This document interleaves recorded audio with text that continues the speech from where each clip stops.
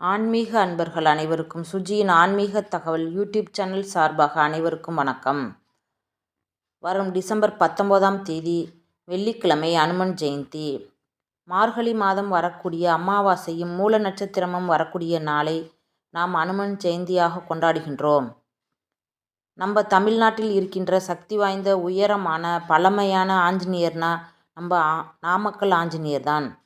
கிட்டத்தட்ட 18 அடி உயரத்தில் கோபுரமே இல்லாமல் வெட்ட வெளியில் லட்சுமி நரசிம்மரை வணங்கியவாறு அருள் பாலிக்கிறார். ஒரு தடவை கடுமையான தவம் புரிந்த இடம்தான் நாமக்கல் சேத்திரம். எதுக்காக தவம் இருந்தாங்கன்னா, பெருமாளோட நரசிம்ம அவதாரத்தை தரிசிக்கணும்னு அப்படின்னு சொல்லிட்டு ஆஞ்சநேயர் இமயமலையில் இருக்கிற சஞ்சீவியை பெயர்த்து எடுத்துட்டு வர்றாரு. எதுக்குன்னா, அதில் இருக்கிற மூலிகைகளை எடுப்பதற்காக.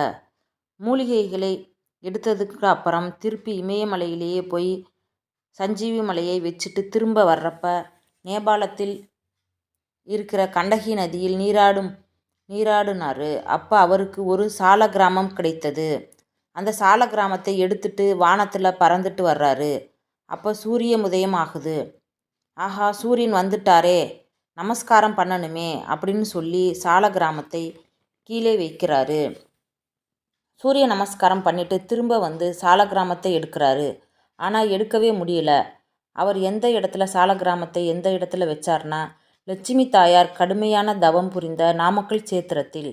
அப்போ அவருக்கு ஒரு அசரீரி ஒலி கேட்குது.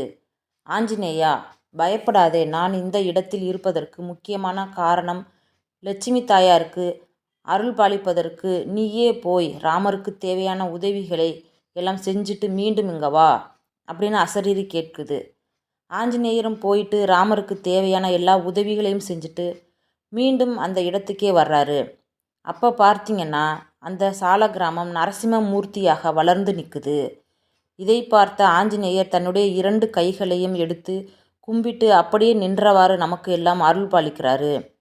அந்த கோவில்தான் நாமக்கல்லில் இருக்கிற ஆஞ்சநேயர் கோவில். ரொம்ப ரொம்ப பழமையான சக்தி வாய்ந்த கோவில்.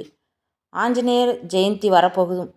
முடிந்தால் நீங்கள் எல்லாரும் போய் நாமக்கல் ஆஞ்சநேயரை போய் வழிபட்டுட்டு வாங்க. ஜெய் ஆஞ்சநேயா. இன்றைய நாளில் நாம் சொல்ல வேண்டிய ஆஞ்சநேயர் காயத்ரி மந்திரம்: ஓம் ஆஞ்சநேயாய வித்மகே வாயுபுத்ராய தீமகி தன்னோ ஹனுமத் பிரசோதயாத்.